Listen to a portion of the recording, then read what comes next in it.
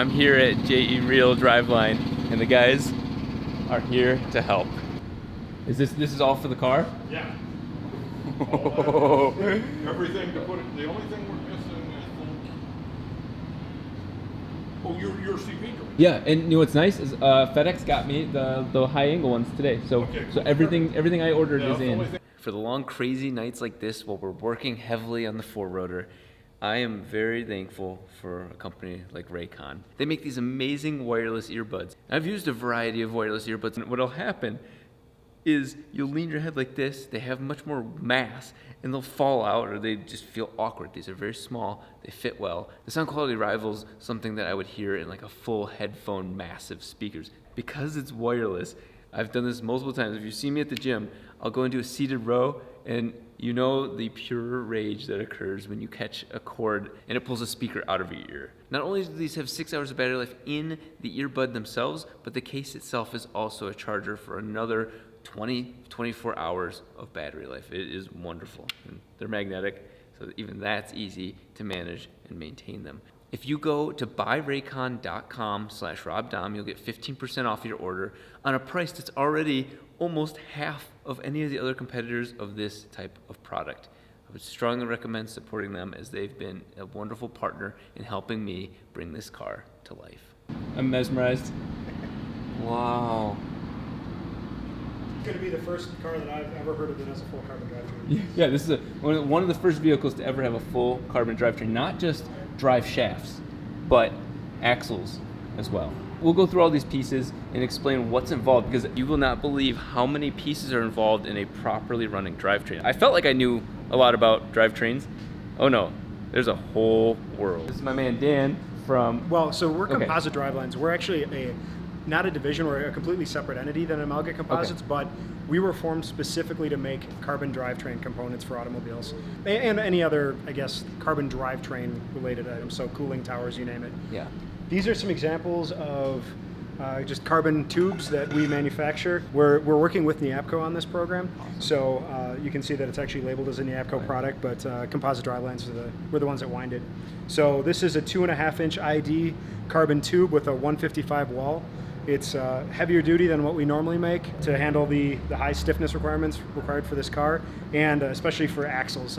When you run it through a differential, you're going to be multiplying the torque quite a bit higher. So one of these little tubes can actually handle well over 6,000 foot-pounds of torque. So pretty stable, weighs nothing, so kind of neat. 6,000 foot-pounds of torque right there. Well, good thing it's a rotary. Yeah. This tube has to somehow make it to connect to the driveline. How does this turn into the tips? So, this would be an example of the bond line. So what we have to do is press this piece into the tube, and then we inject adhesive to fill the space in between these two, I guess, shiny, what we call lands. Yeah. And then the epoxy goes, pretty much completely fills this area, and then we have it cure, and you actually get a strong enough joint there where we can handle, I think this is designed for about, again, maybe 4,000 to 5,000 foot-pounds of torque, the actual bonds. We went pretty conservative on it, so we could have made these a little bit lighter, smaller, but decided to try to make sure that they hold up. One of the requirements I've told everybody involved is I want to be able to drop the clutch. And all-wheel drive burnouts, but more importantly, all-wheel drive launching. That's where all tires are sticking.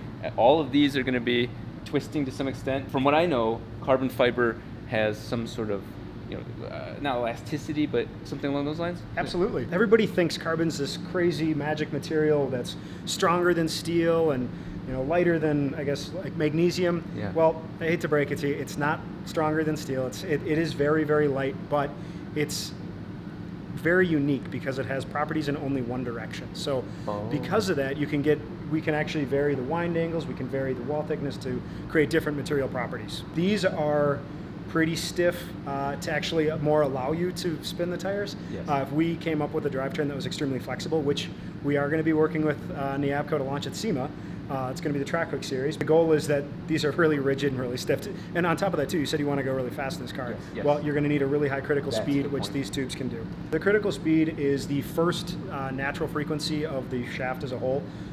So the faster you spin it, there's going to be a natural harmonics that's going to want to blow the whole thing apart in everything. And carbon fiber has the benefit of having the highest critical speed of any material. Oh, really? Yep. Okay. It's due to the low density relative to steel or aluminum, yet the high strength in combination with that density. Those are going to be axles, right? Yes. These are our. That's going to be for our your front. CV. Yep. Yep. That's That's awesome. a front. That's a 930. This is your rear. So 35 spline, 28 spline.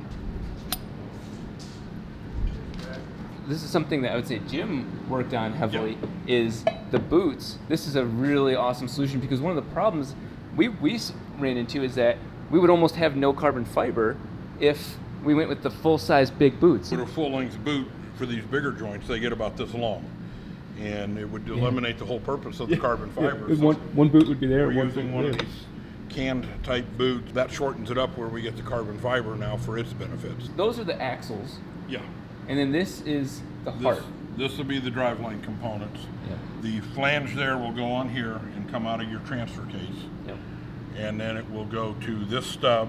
This, as I learned when I was trying to draw a crude diagram, this Yeah. is what you call a slip yoke. Yeah, this is a slip yoke. This is a stub shaft. Okay, and so this is what gives us the play. Right. As I found out my chassis does to flex. No, you just for you just need it to collapse and install and work through the Oh, car. oh, that's but a good if you point, had too. live axles instead Yeah. of independent, then that would actually move with I the see. axle. Okay. And then this will be your rear because you have more power and torque. Yep. And it's a bigger spline and it'll take the bigger yoke. That's awesome. And obviously, we're using CV joints for the axles because we have to. They're wide angle. We're using U joints.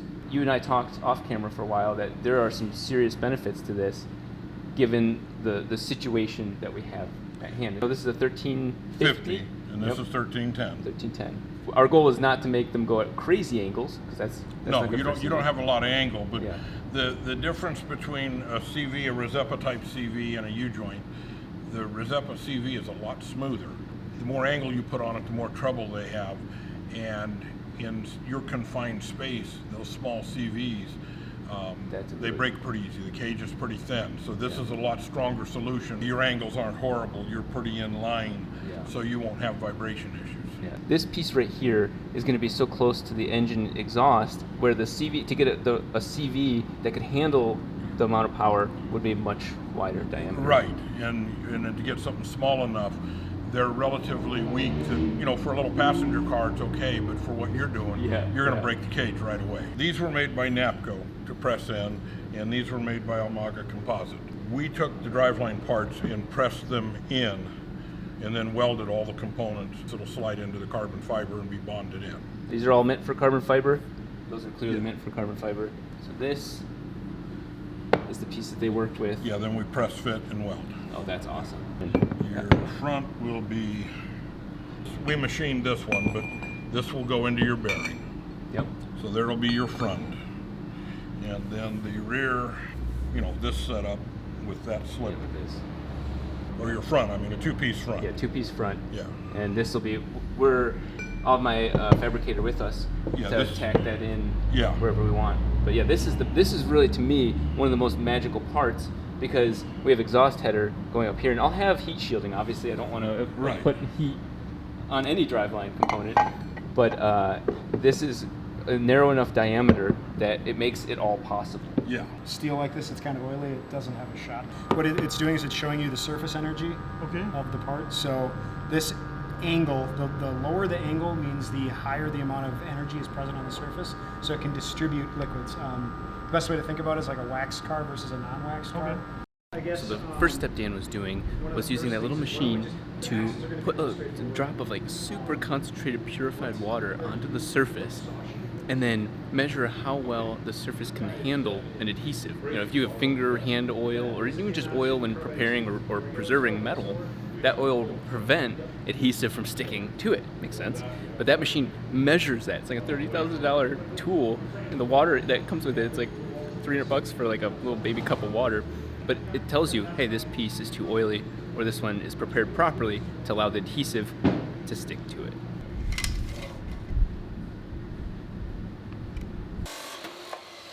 Okay, let's see. Using the our surface analyst, you can see that the contact angle of that surface, it messed up, but it'd be very, very high contact angle, which means that the glue is going to want to bead off the surface and not stick. drilling for. See how it just evaporates out? Well, 15. That's great. Oh, yeah. So there, wipe it, let it dry for a second.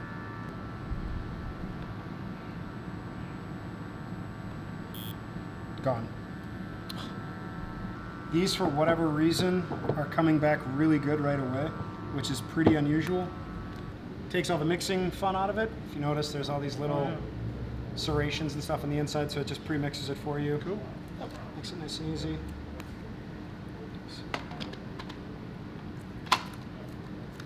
What I do is literally just put it on my finger and wipe it on the inside of the tube on either end. Okay. So it's All right, cool. not exactly scientific. If you can hand me one of the tubes, I'll just smear it everywhere.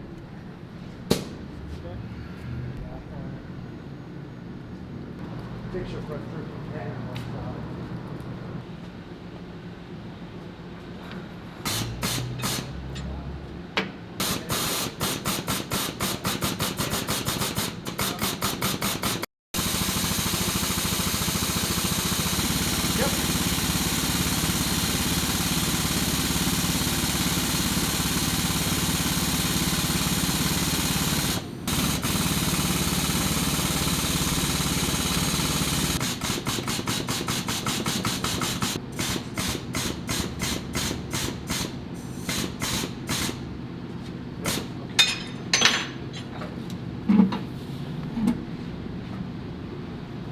So next step in the assembly process is just injecting adhesive. So, and that's pretty straightforward to do. Right. Tons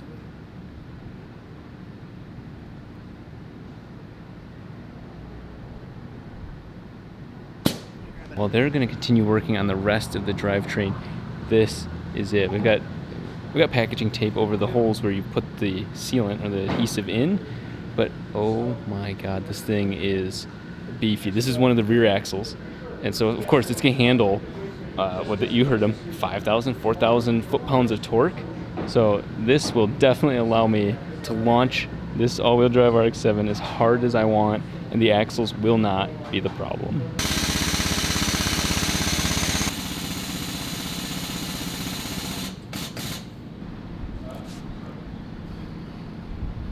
It's about 5 o'clock, a little after 5 o'clock, and we're not going to keep these guys much later. They've got almost all of the axles done. We're going to attack the drive shafts tomorrow. But this is super, super exciting. They're rated for an insane amount of horsepower and torque that even this four-rotor will never see. It's way more than double, triple, quadruple of what this car could even projected, and even in my wild hype numbers, capable of creating. This has been a wonderful, wonderful experience, and contrary to my earlier today launching the fact that UPS lost my clutch that's today, this was the perfect balance. Those are all 4 of the axles built very quickly. Well done. The 2 rears, those are the beefy 35 spline, and then the one that's going across the front of the vehicle, 28 spline, and then the baby one that's on the other side of the car. Both Jim Reel and Composite Drivelines made this happen beautifully before SEMA. I'm so excited. We gotta let these cure. I can't just go start using them. Not that I can drive the car right now anyway, but they sure make me want to.